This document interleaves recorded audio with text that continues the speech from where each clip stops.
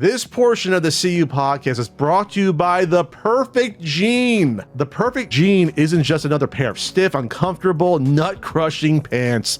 They've cracked the code to solving all your denim difficulties. You're going to be more comfortable in public without looking like a slob. Perfect Jean makes great-looking, perfect-fitting jeans that are as comfortable as sweatpants and more stretchy than a kangaroo's pouch. It's made from a special denim fabric that's super soft, just like sweatpants or joggers, but doesn't make you look like a slob. And the best part, they make 6 fits, from skinny to thick, waist sizes from 26 to 50, and lengths from 26 to 38. So whether you're a thick daddy, short king, or anything in between, they perfectly fit your body and accentuate your assets, pun intended. I'm even wearing them right now. When we got these, I told Pat I didn't think I was gonna like a stretchy jean. I put them on and I immediately texted him that they are some of the most comfortable pants I've ever worn. You weren't a Perfect Jean believer at first. I wasn't. And now they I have am. multiple colors for whatever your heart contents, different shades of blue. This is the minor gray right here. Super comfortable, and they look great. It's finally time to stop crushing your balls in uncomfortable jeans by going to theperfectjean.nyc. Our listeners get 15% off your first order, plus free shipping, free returns, and free exchanges when you use code CUPodcast15 at checkout. That's 15% off for new customers at theperfectjean.nyc with promo code CUPodcast15. After you purchase, they'll ask you where you heard about them. Please support our show and tell them we sent you. F your khakis and get the perfect jean. Ian. Yo.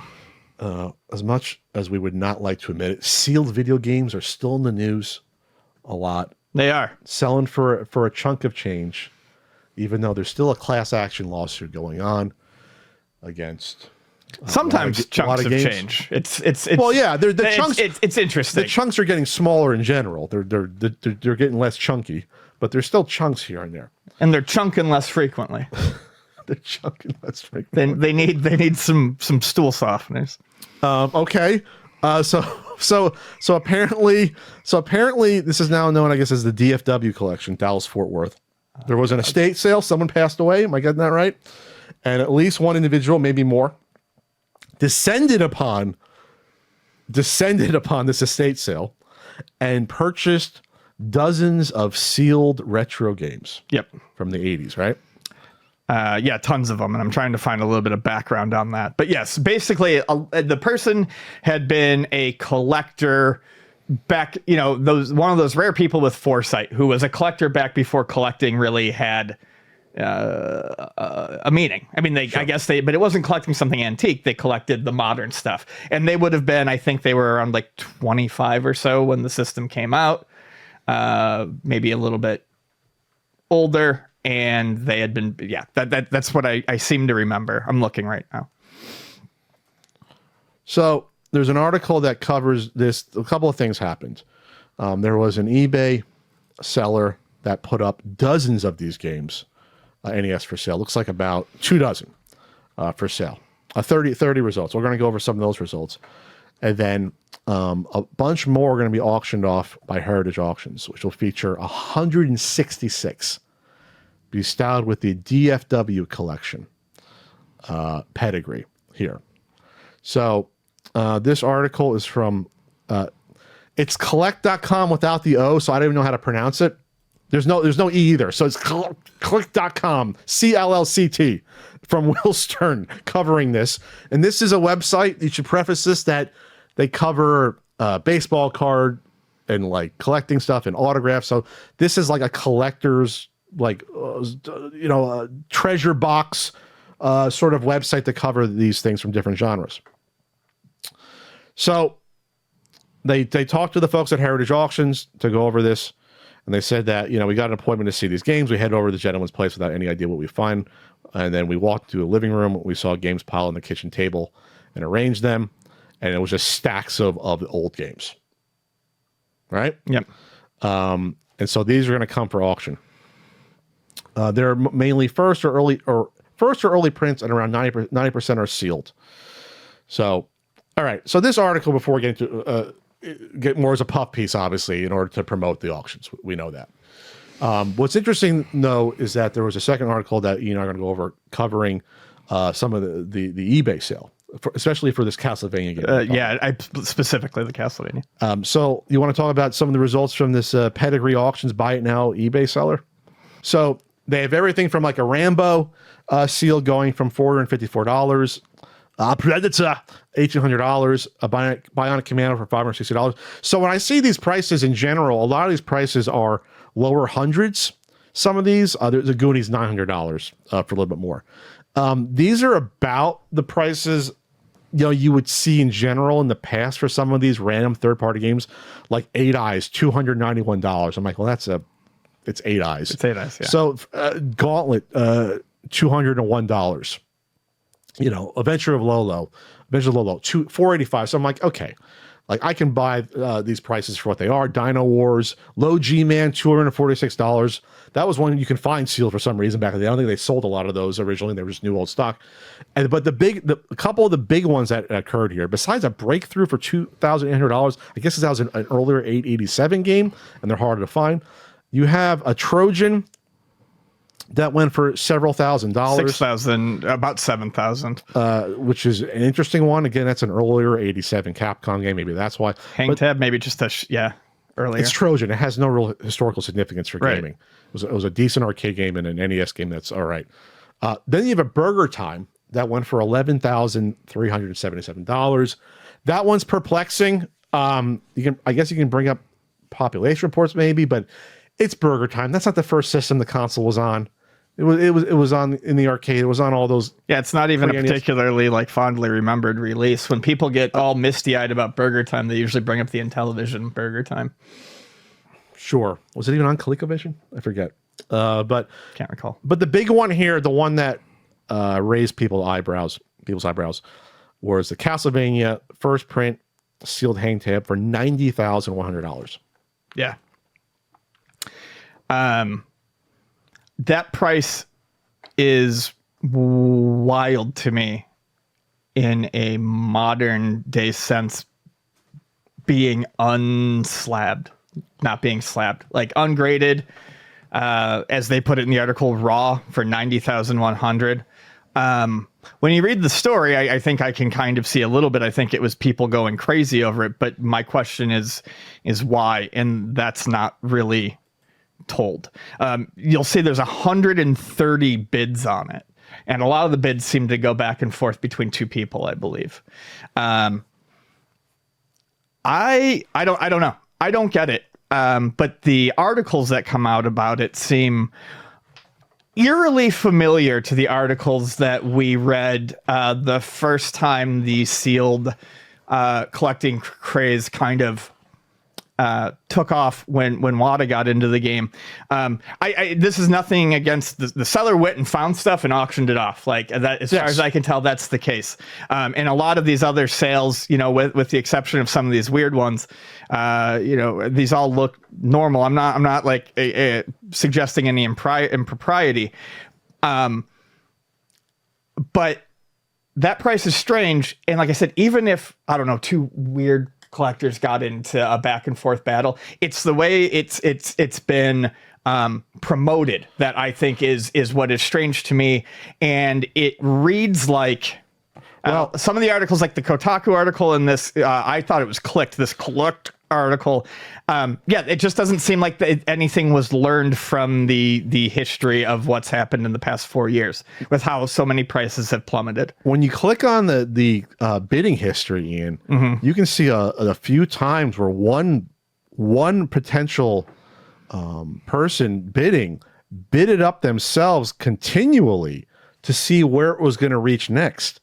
It happened one particular buyer, N and the last one's 2,726 eBay feedback rating. They bid it up to 80,000, starting at 60. They kept bidding it up to see where the next bid was. That's not traditionally how, these big auctions. Oh, you mean just so like they kept bidding it up to try to trigger someone's to see where the ceiling for the next person was. Yeah. But you see that happened with this same person, then did it again again, this is all legal. This is within terms of service. Sure. You can do this. That same person did it again, starting around 40,000 up to 54,000, and other. It's just a strange strategy to do that in general. Yeah. Because, you know, usually you put in your snipe bid, and that's the maximum you want to pay no matter what. And that's whether or not you get it. That's it. You don't get caught in any sort of weird psychology. It doesn't matter what the next ceiling is. You just, this is the maximum I'm going to pay, and that's it. And it's just sort of like your blind bid. It's like, this is what I'm going to do no matter what. And that's not what has happened here. And for a game like this, that's just, I'm not saying it's fishy. It doesn't look right, though, to see at least one person doing that multiple times. And at least another person did it too, looking at another potential person. The other thing I mean, I would point out, and this has been proven, is, you know, people go, wow, 90,100, and that's a lot. But if that's the result of two people getting into a crazy back and forth with money to burn and dicks to swing around, that's so where's the interest to sell this off necessarily to someone else? If something goes crazy because there's a bunch of people bidding on it, then I think the reasonable takeaway from that is lots of people want this. But if only two people are bidding it into the stratosphere, I would imagine it becomes that much harder to get that sort of return back. Well, unless you create a frenzy and FOMO, which is what they did with the articles. And that's the thing. People don't look into this in these articles. They just take the basic number. But what I'm saying is, realistically, this is not an indicator of value on a broad market. No, you have to have a sustained level of interest and pricing, and it has to be natural. And that's my problem with these two articles. And we can go in whichever one you want to go into first. We can start. You can pick. The problem choice.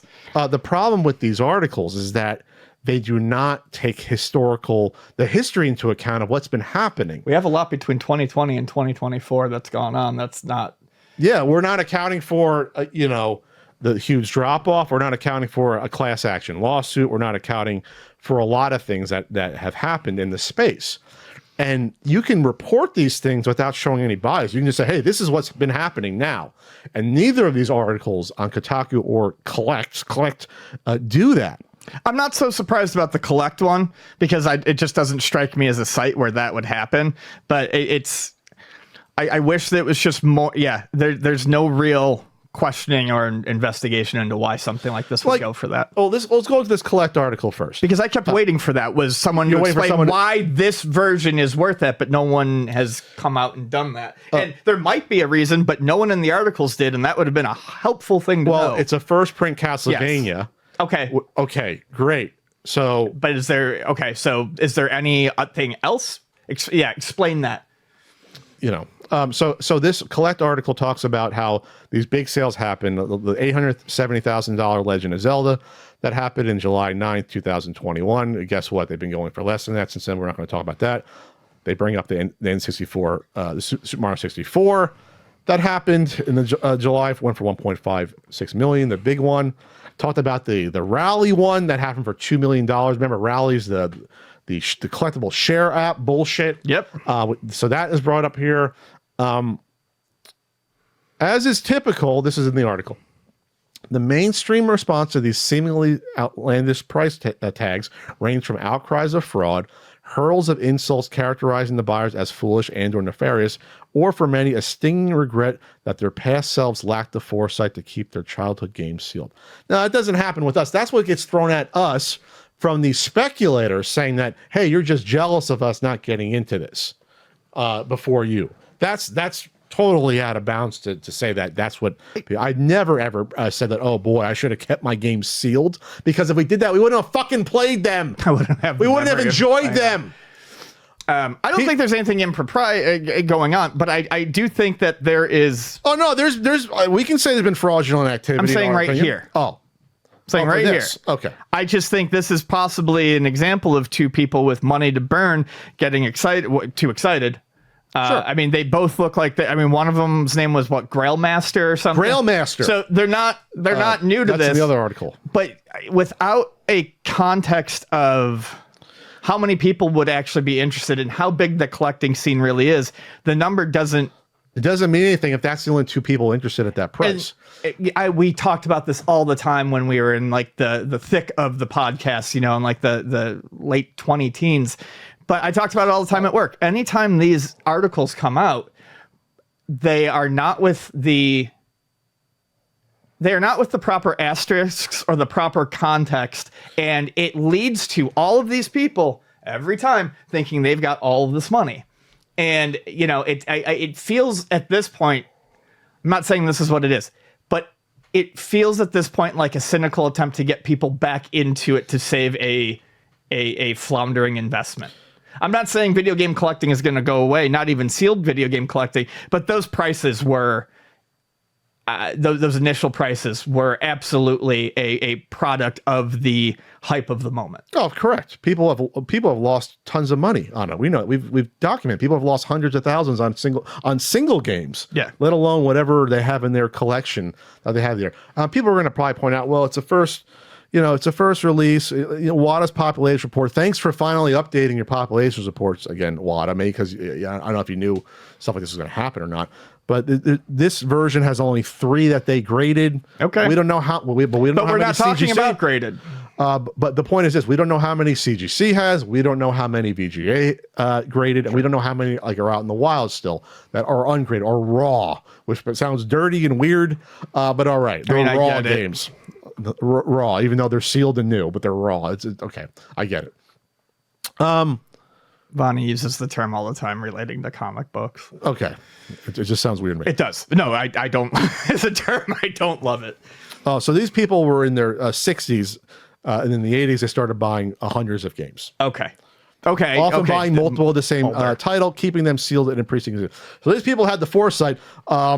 Wait, are they still alive then? I'm guessing not the original. They just died. That's right. So yeah, they didn't get a chance to experience all the money that came from this. Mm-hmm. You want to make sure you sell all this stuff before you get too old to enjoy it. If that's why you bought it. If you just bought it just to have it and collect it, then I guess it's fine. And I think a lot of it is that, and a lot of it also might be, and we'll just leave it to the kids and they can get money out of it. But you better make sure these people know, and this is taking a separate, make sure that if you are in a relationship and you have a collection that your partner is not into, make sure you document that stuff and you let them know what to do with it if you are suddenly gone. Yep. Because that's how stuff like this happens. Vani has documented all of her comics, specifically in the instance something happens, and because I don't know comics like she knows comics, sure. And I've done it with all my records. Like, if you've got a collection, I know we all think we're invincible and certainly live like that, in modern days, but we're not.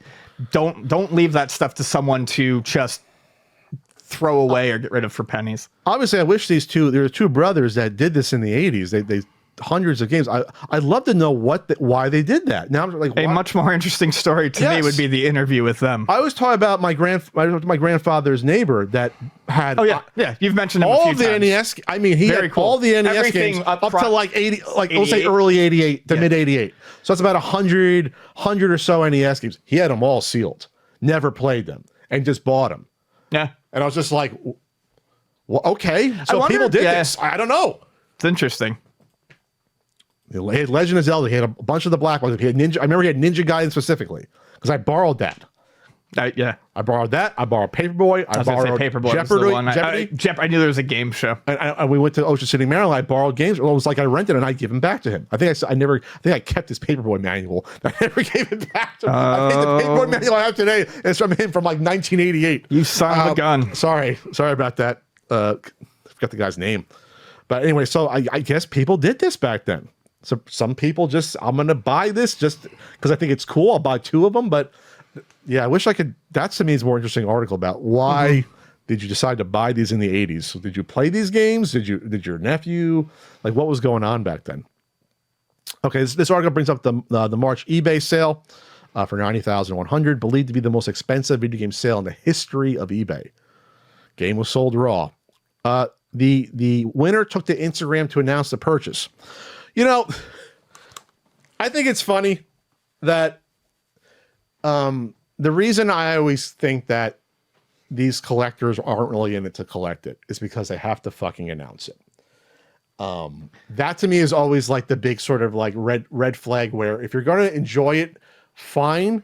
But the fact that you have to basically make a press release every time you make a purchase. It's a doth protest too much sort of thing. Like, the more you try to tell me how much this game means to you, the less I believe this game means anything to you.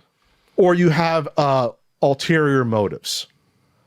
You know what I mean? Like, it's just a weird thing that now this constantly happens. It happened with, people like the dentist, where like, I have to have an article about how much I love these games growing up, and this is why I bought them. Really? Well, I mean, my thing, it just always comes across as, are you trying to convince me, or are you trying to convince yourself? Yeah, because I don't give a shit. You spend this amount of money, there's something might be wrong with you, but hey, if you did it, but the fact that you have to let us know about it. Yeah, I don't need your explanation. Immediately afterwards, and then someone's willing to print it for you, this opinion. Like, that's what's so weird about this. This didn't exist with video game collecting until the past few years. Right. No one in 2005, you remember articles where someone's like, well, I'm glad I spent $1,000 on Dinosaur Peak, or whatever it was back then, $300 on No, these articles didn't exist like this, as far as I know. No, I mean, it was like people would talk about their fines on message boards. That's literally like the thread. Fines, like... The winner said this on Instagram. The search is over after 23 years. I resigned to never being able to add this grail after years of searching. Everything's a grail now, by the way, everything. You know why it's called a grail? There's one of them. I'm just saying it's funny. But everything just came together for a childhood friend and I this week as we were able to obtain this absolute beauty. Okay, so now it's revealed that this was not a single purchase, right? Right, that's what I got, which makes it seem... Again, they're not a single purchase thing. When you're sharing investments, I suddenly don't believe any of the stories about how important it was to you. Why are you sharing this purchase? Well, you made it for a sleep. It says sharing this investment. This is an investment. I know, yeah. Like this isn't something... You never collect something with the guise of, I'm going to share it with someone who then owns it. I never see it. That's not how collecting typically works. This was the first game my mom ever bought me. I still remember the phone call we made to buy it. Probably good old Sears catalog, I guess, or Service Merchandise. Rest in peace. Almost both of them. I think Sears almost gone. It's a core memory, as is this past week. Couple more plane rides to go. Are they out of the country? Or is it like me just flying to get my NWC card? But this beautiful first print hang tab, Castlevania, is almost home. Okay. I'm not doubting that you loved this game as a child, or that you witnessed your mom order on the phone. Are we sure that she ordered and that you actually got the hang tab version? I just want to make like all the games I had as a kid, Ian, I couldn't tell you what version I had for most of them. Right. Yeah. I couldn't tell you. I wouldn't be able to know either. I mean, I had probably a later Castlevania, because remember it was only $20 at Toys R Us. That probably wasn't 87. I probably got an 89. So that probably was not a hang tab. It's something you might remember if you notice, like all the other games you didn't have them and you saw this thing. I mean, I know I had a few, not all the boxes had hang tabs. I'm trying to give some benefit of the doubt here. Okay. But no, I don't think on average most people remember if they had a hang tab version of a game or not. No, I think that's a little weird, especially now since you have, and I might do a future video explaining this, some of these, quote unquote, they are like some of these first print variants. Like one of the ones now that goes for several $100s is if you have the Mike Tyson's Punch Out box, it has white bullet points instead of the orange, the same coloring as the lettering underneath. Yeah. And it's like, I had that one. Okay, you remember that? I don't remember which one I had. I remember thinking it was weird that the bullet points were on there. I do remember that. Wow, okay. Yeah, I do recall that. I don't remember stuff like that on the boxes I had. Well, my father threw out my boxes, so that's the reason I remember. I kept them for a few years, and he finally said they had to go back then. But in general, I don't. My core memories aren't attached to that sort of thing. In comments provided to collect, the underbidder on the game, Frank Giamarita, a video game collector focused mainly on Zelda titles, explained he would have bid up to $125,000 if eBay accepted cash payment. Well, that's a strange thing. I mean, if you have a debit account, that's technically cash in a bank account. I don't. That's odd. Like that's just. I'm not saying you don't have the cash laying around. Did they mean like tax free? Like I would have bought it if they allowed me to break the rules. like mail someone a bunch of cash. Like that's just a weird thing. That okay. The previous record for the title at public auction is a later production copy graded 9.48 plus, which sold for $72,000 April 2022. 2023 was still the frenzy going on a bit. That's when it was starting to die down from that summer. The frenzy was still going on by then. So I don't know if that's a great comparison, but all right. So 6 copies mentioned include 3 on Wada's public publication. Okay, we said that before. So there you go. So that's the first article here. There's not a huge amount here more worth talking about. We're talking about the pedigree, stuff coming for auction. A lot more there. Again, like Ian said, there's nothing really talking about we'll say the ebbs and flows of the market and the things that are very, very questionable at best. So this is, I think, a good way to sum it up. I don't know if you've seen this commercial watching any of the NBA finals, but there is a Bitcoin commercial out right now that made just wait. It made me very angry because it's incredibly deceitful. So this is what they do. In 20-something or another, this is how much pizza you could buy with a Bitcoin. God. One. Okay? It's like 2015 or 2016. Jumps to like 2018. And this is how much you could buy in 2018. And the stack gets bigger. This is how much you could buy in 2020. Stack gets bigger. Jumps 4 fucking years to 2024. And this is how much pizza you'd have today. All going back to that original investment, completely missing the middle 4 years where people bought above that mountain of pizza and crashed and lost pizza. It's just such, it was such, it's infuriating, right? It's an infuriating article idea that you can just skip this and not take into account what has happened in between. You only count the rise and you just skip the era where anyone lost anything. And the value is only there because more people bought into it. Right. And didn't use it for anything. Yeah. So if you bought your Bitcoin here in 2015 or whatever. Great. You did great. But if you bought it anytime in that 4-year period that they're leaving out, you're absolutely fucked. Yeah. I guess they're trying to, you said like post-pandemic, trying to prime the pump again for something like this. I think a lot of things that crashed during the pandemic are going to go out there and try to get a little bit more juice in there so the people who were caught holding the first time, can get rid of some stuff. In the Kotaku article, there's some balls on these folks. You can tell what they're doing. The Grail Monster says in the Kotaku article, he said it could be worth up to $250,000. After they not only did not win it, but said, I want cash to pay up to $125,000.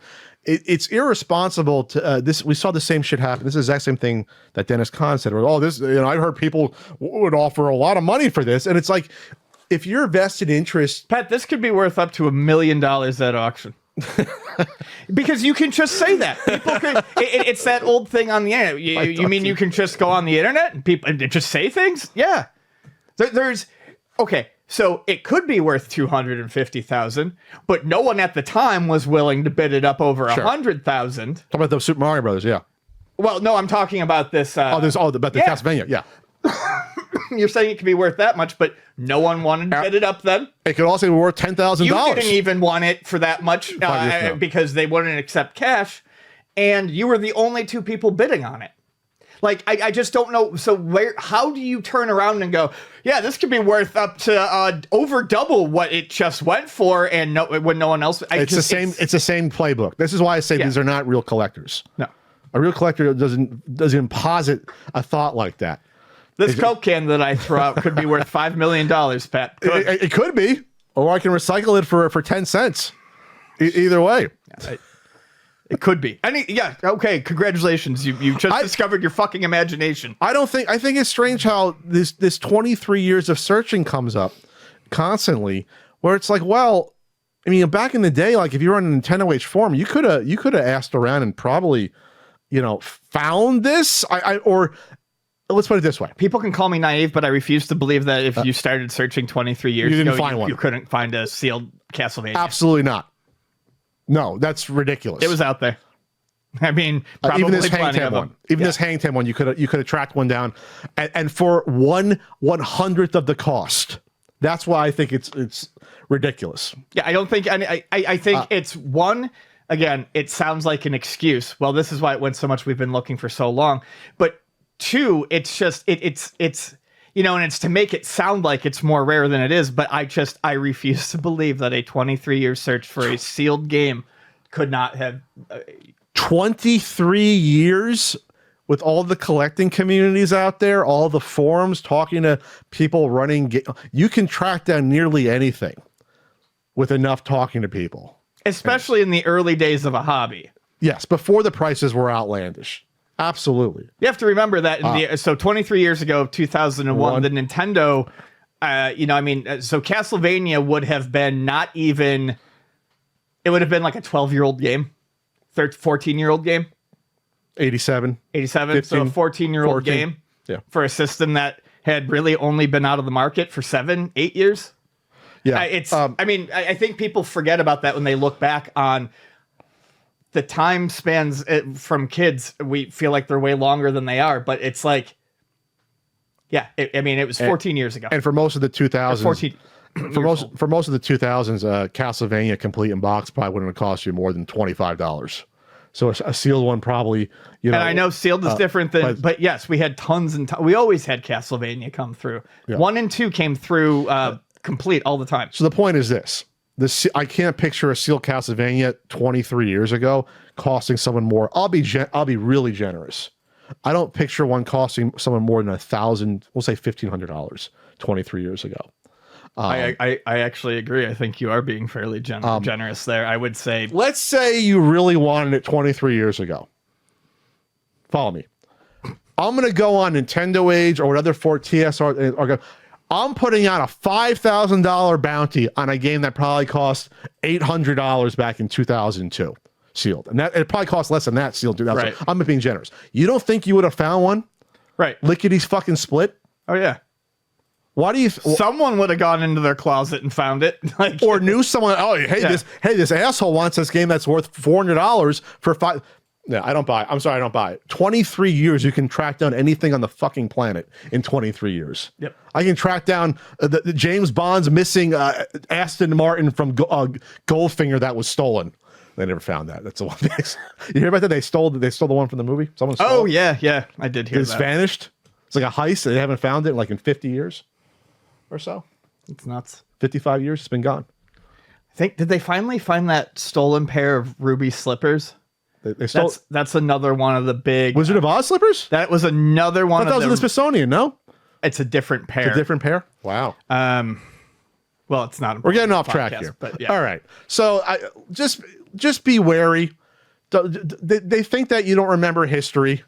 When it comes to this stuff, and that they're going to prime the pump to get a bunch of fresh idiots back in with money to pump these markets out. Don't let them do it.